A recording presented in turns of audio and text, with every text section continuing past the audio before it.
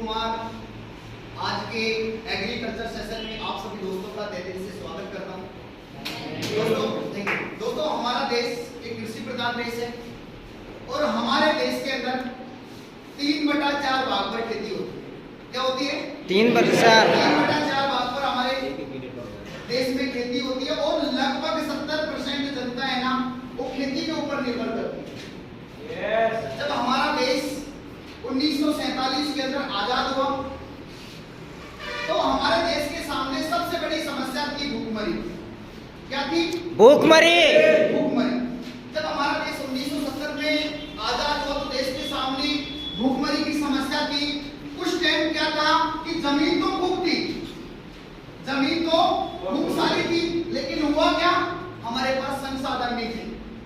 यानी पहले लाव चिड़ा हुआ करते थे, उनसे पानी देते थे। तो उस टाइम जब खेती होती थी ना, जमीन तो थी लेकिन हमारे पास संसाधन नहीं थे। तो उस टाइम अगर किसी इंसान के पास 2 बीघा जमीन है, कितनी बीघा? 2 बीघा जमीन है तो क्या करता, उसका पार्टीशन कर लेता था। 1 बीघा जमीन के अंदर खेती करता था और ये जमीन है वो खाली रखता था। क्या करता था? खाली रखता था। अब खाली रखता था, इसके अंदर सड़ी गली पत्तियां डालता था और इसके अंदर पैदावार होती थी।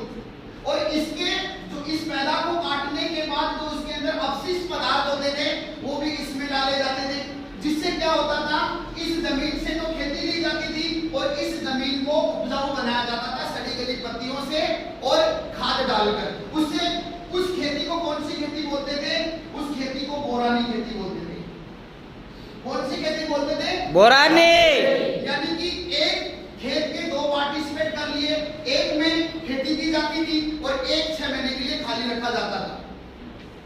तो उसके अंदर जो खाली भाग था उसके अंदर सड़ी गली पत्तियां डाली जाती थी और जो फसल के अवशिष्ट पदार्थ थे वो डाले जाते थे और एक भाग में जो खेती होती थी। तो ये दोनों इन दोनों को बोला जाता था बोरानी खेती।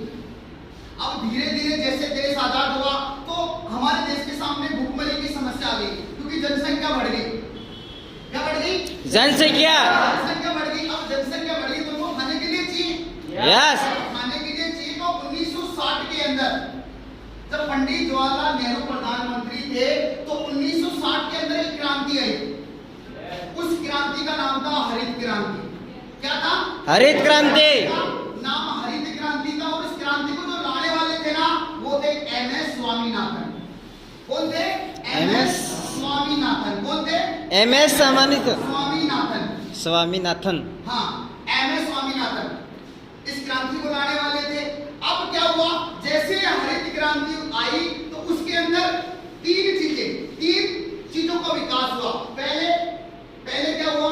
पहले संकर बीज, यानी संकर बीज का विकास, उन्नत किस्म के बीजों का विकास हुआ।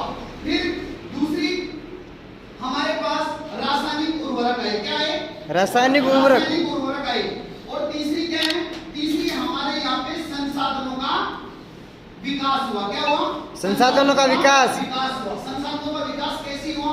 जैसे ट्रैक्टर, हल चलाने के लिए ट्रैक्टर आए, उसके बाद